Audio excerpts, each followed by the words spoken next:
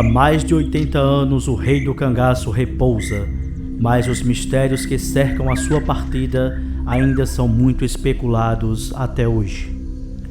Há quem diga que se Lampião tivesse dado ouvidos aos pressentimentos de um cangaceiro, hoje a história seria outra. Era 25 de junho de 1938, Lampião viajava com parte de seu bando e, através de um bilhete, mandou que os demais do grupo os encontrassem em Pedro de Cândido, até então seu coiteiro de confiança. Zé Sereno era o responsável por transmitir o recado. Após o encontro, todos se confraternizaram, enquanto o próprio Lampião, que era observado por Zé Sereno, estava pensativo e cabisbaixo, distante do grupo. O mesmo sugeriu que o rei do cangaço descansasse um pouco, porém ele recusou de imediato, alegando não estar cansado, apenas um pouco desanimado.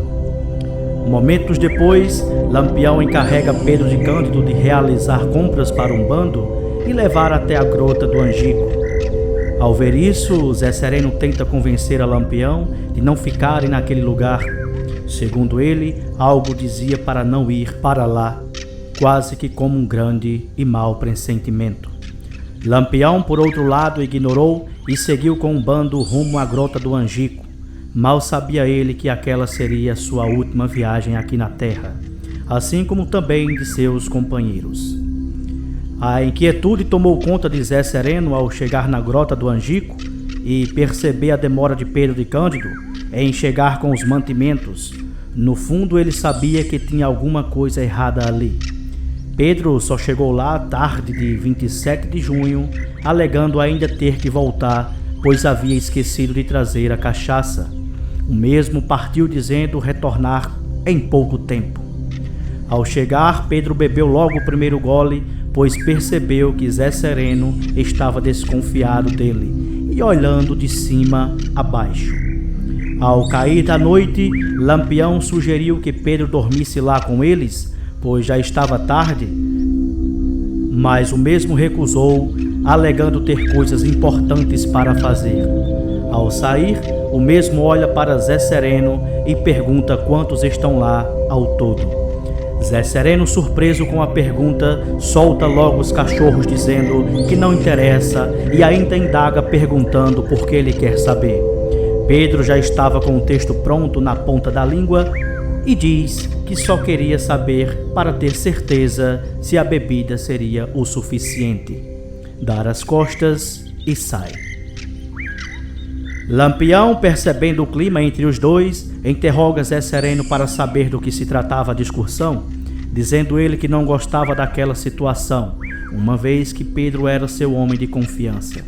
Zé Sereno sai descontente e afirma para muitos companheiros que estava por desconfiar de Pedro. Estava com mau pressentimento e não queria dormir ali. Segundo os relatos, ainda disse mais que aquele buraco parecia mais uma cova. E essa altura do campeonato ele já havia convencido Lampião a sair dali o quanto antes. A partida estava marcada para logo cedo. De fato, eles partiram naquela madrugada, mas não para o lugar desejado. Maria Bonita, assim como Zé Sereno, também não gostava daquele lugar e chegou a discutir com o marido, pois queria sair logo dali. Como se não bastasse, Sila, que acompanhava, avistou luzes de longe que foram confundidas com vagalumes. Infelizmente, o dia para eles não amanheceu.